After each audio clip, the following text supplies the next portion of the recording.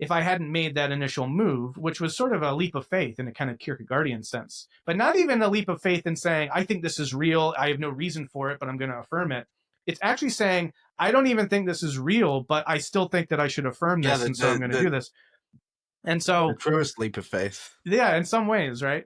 So I guess what I'm getting at, though, is that at least for me, again, personally, that was the necessary shift in mentality that allowed me to be open to new kinds of circumstances and new orientations that have reciprocally opened my whole way of being in the world. And if I'd sat there being like, well, but it doesn't make sense at this level or whatever, then Yeah. you're not going to make those things possible. So there's so much kind of potential for this orientation for people to re-find and reconnect with really profound, significant ways of being in the world. And I think that in some ways, certainly for some people, it can be the crucial link between a nihilism and a full sense of meaning again, right? And I wrote a book on this called Building the Cathedral, which was all about personal myth, right? Because you were talking about the stories and stuff that we live by, and Mhm. sort of like it's not true, I guess. And I mean,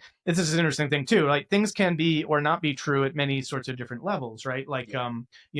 I was just talking to someone recently, and they talked about where they've been recently as an underworld experience, and now they're coming out of the underworld and this sort of thing, right? Well, is that true or not? Well, it's obviously metaphorical. On Yeah. the other hand, someone could say, no, the real story there is that guy's just been a lazy jerk living in his mother's basement for 5 years, and she's finally kicking him out. And now he's What's the telling himself, difference? well, I've been in the underworld, but now I've got to go find my way. It's like, which story is true? Well, there's Both are certainly a true. more mundane version, but especially if that story that's being told to someone by themselves actually gets them out of an underworld, I think that story is more true. And